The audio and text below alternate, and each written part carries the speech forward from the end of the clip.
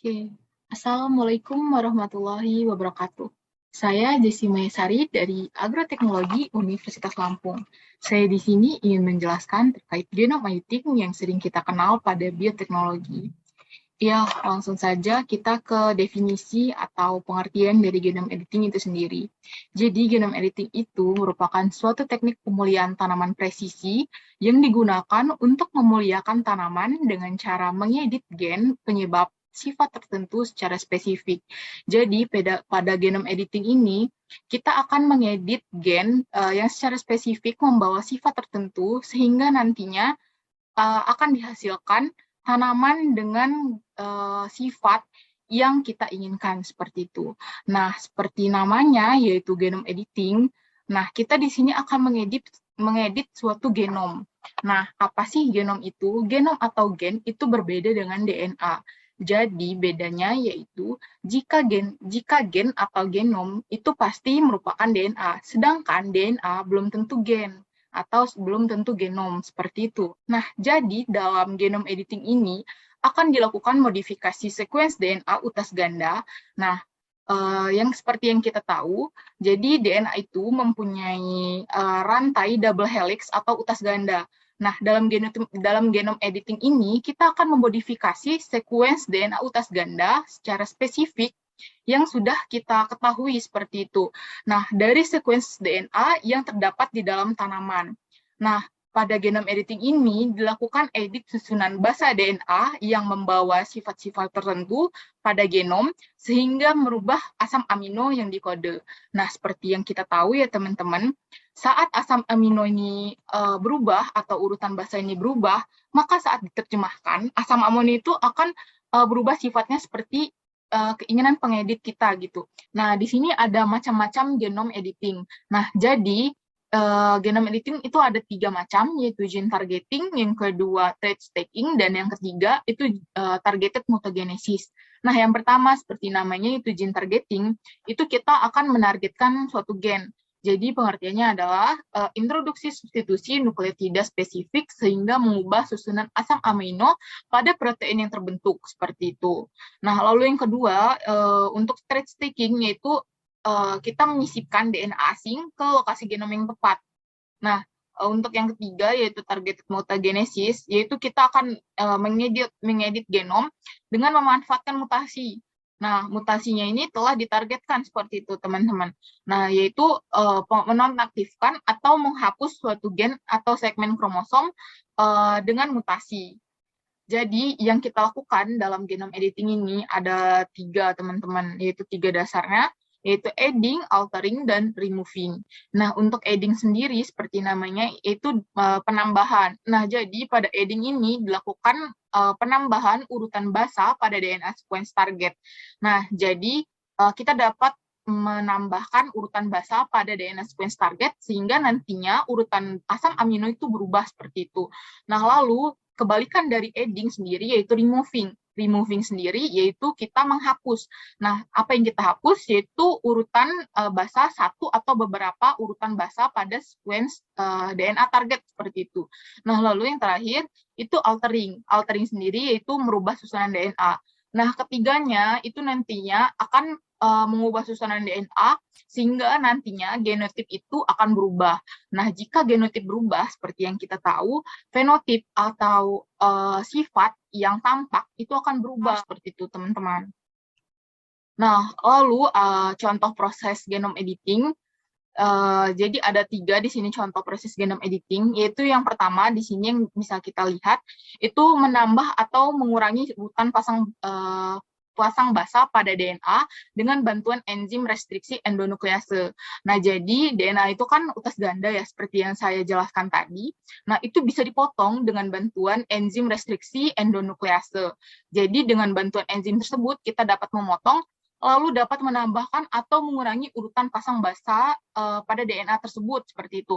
Nah, setelah itu kita dapat menyatukan kembali DNA tersebut dengan bantuan enzim ligase. Jadi enzim ligase itu akan membantu kita untuk menyatukan atau menyambung kembali DNA yang telah kita potong tadi, teman-teman.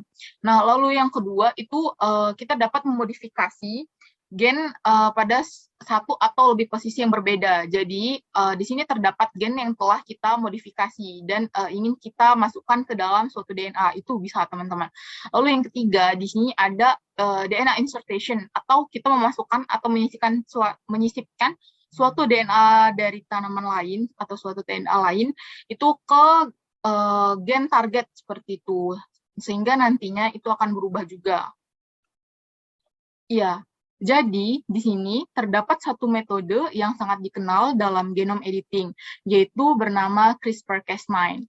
Nah, CRISPR-Cas9 sendiri itu dikenal sebagai gunting DNA. Mengapa? Karena cara kerjanya itu seperti menggunting. Nah, menggunting secara presisi dan spesifik seperti itu, teman-teman. Nah, CRISPR-Cas9 sendiri, cara kerjanya ini tuh akan dibantu oleh Cas9 yang merupakan suatu enzim DNA endonuklease. Nah, mohon maaf, Cas9 atau protein Cas9 itu akan membentuk suatu kompleks dengan RNA guide di dalam sel. Jadi sebelumnya kita harus mengetahui terlebih dahulu gen yang akan kita edit. Nah, gen ini misalkan gen-gennya apa saja dan gen apa yang akan kita edit. Nah, itu kita harus mengetahui urutan pasang basanya sehingga kita dapat membuat RNA guide-nya. Nah, RNA guide yang telah kita buat ini nantinya akan dibawa oleh Cas9 protein. Nah, kompleks Cas9 protein dengan RNA ini akan menempel pada DNA sequence yang cocok yang berdekatan dengan spacer. Kenapa? Karena kompleks Cas9 protein ini akan mengenali. Karena kan tadi proteinnya itu sudah membawa RNA guide sehingga nanti secara spesifik dapat mengenali seperti itu. Nah, lalu kompleks Cas9 RNA ini akan memotong utas ganda DNA secara spesifik, seperti itu.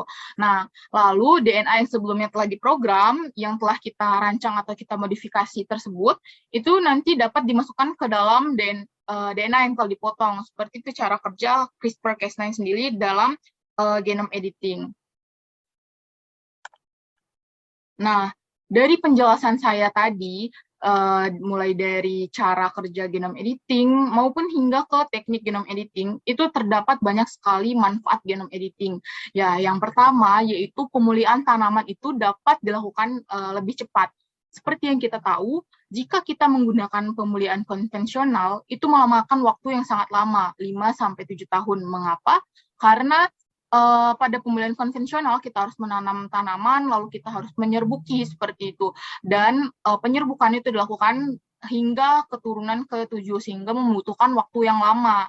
Nah, dengan genome editing ini, kita dapat langsung mengedit gen yang kita inginkan dan kita ketahui membawa membawa sifat tertentu, sehingga waktu dapat kita pangkas dan pemulihan tanaman dapat dilakukan lebih cepat seperti itu. Lalu yang kedua, itu dapat menyisipkan atau merubah DNA target secara spesifik. Nah, tentu saja dengan genome editing ini, setelah kita tahu gen apa yang membawa sifat tertentu, kita dapat langsung menyisipkan atau merubah DNA target secara spesifik. Dan yang ketiga, itu kita dapat menghasilkan tanaman dengan sifat yang diharapkan. Nah, misalnya, itu cepat berbunga, tahan penyakit, dan lain-lain seperti itu. Yang untuk pemulihan konvensional sangat sulit dilakukan, bahkan hingga keturunan ke-7, dan kita perlu menyeleksi seperti itu. Lalu yang keempat, itu dapat memenuhi kebutuhan pangan. Nah, dengan kita mengubah sifat yang kita inginkan, pastinya nanti akan kita menginginkan sifat yang baik dan unggul seperti itu, sehingga nanti produksi akan meningkat dan dapat memenuhi kebutuhan pangan. Nah, lalu yang kelima tentunya dapat mendukung ketahanan pangan. Nah, jika kebutuhan pangan tercukupi, maka kita juga dapat mendukung ketahanan pangan seperti itu. Jadi sangat banyak sekali manfaat genome editing dalam dunia pertanian. Sekian dari presentasi saya yang dapat saya sampaikan. Semoga sangat bermanfaat bagi teman-teman semua. Saya akhiri. Wassalamualaikum warahmatullahi wabarakatuh.